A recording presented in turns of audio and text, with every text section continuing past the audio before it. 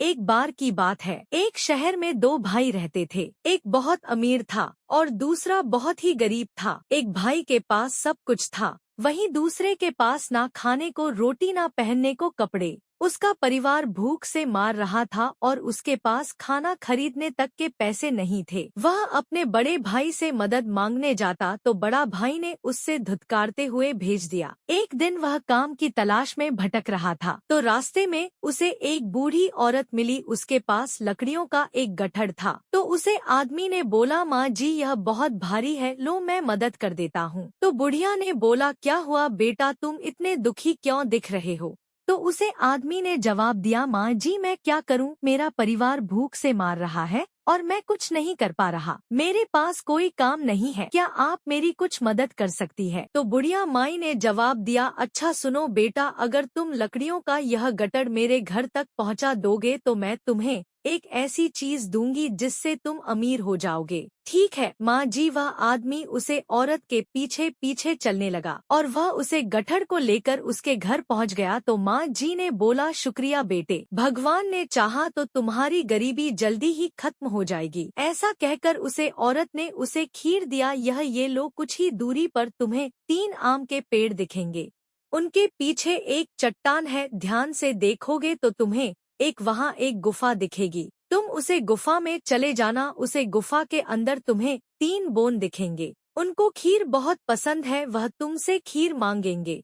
तुम उनके बदले उनसे पैसे मत मांगना, जबकि तुम उसे कहना कि मुझे पत्थर की चक्की दे दो। वह आदमी खीर लेकर जंगल की तरफ चल दिया। रास्ते में उसे बहुत सारे पेड़ दिखाई दिए और कुछ दूरी चलने के बाद उसकी नजर एक आम के पेड़ पर पड़ी। उसने ध्यान से देखा तो 3 आम के पेड़ थे और बीच वाले पेड़ के पीछे चट्टान थी और उसमें गुफा का दरवाजा भी। वह अंदर गया, बोनों ने उसके हाथ में खीर देखी और उससे कहा, अरे यह है खीर, हमें दे दो और इसके बदले में हमें से जो चाहे वह ले लो। तो उसे आदमी ने कहा, ठीक है मैं तुम्हें यह दे दूंगा और इसके बदले तुम में मुझे एक पत्थर की चक्की देनी होगी। तो बोने ने कहा, हाँ ठीक है हमें मंजूर है, और लेकिन यह कोई मामूली चक्की नहीं है, इसे घूमते हुए जो तुम मांगोगे वह मिल जाएगा और इच्छा पूरी हो जाने पर इस पर लाल रंग का कपड़ा डाल देना तो सामान बनना बंद हो जाएगा। बोने ने उसे चक्की दी और वह चक्की लेकर चल पड़ा। फिर वह घर पहुंचा और वहां देखा उसके बच्चे और उसकी पत्नी भूख के मारे पड़े हुए हैं। उसने उसकी पत्नी से कपड़ा बिछाने के लिए कहा।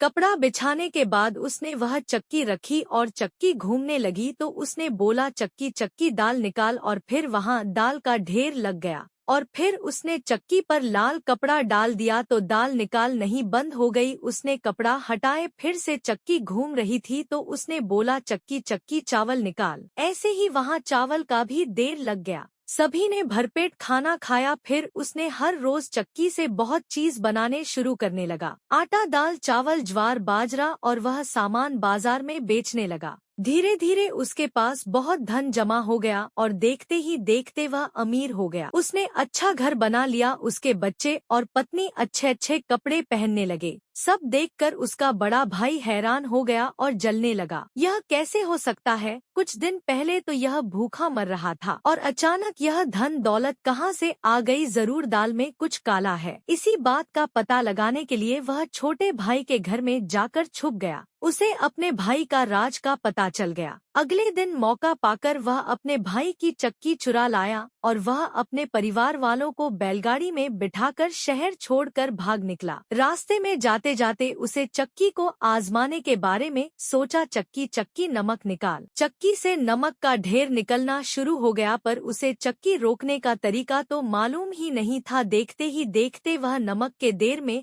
दब गए और मर गए। इसलिए कहते हैं, हमें किसी से ईर्ष्या नहीं करनी चाहिए, जितना हमारे पास है उसी में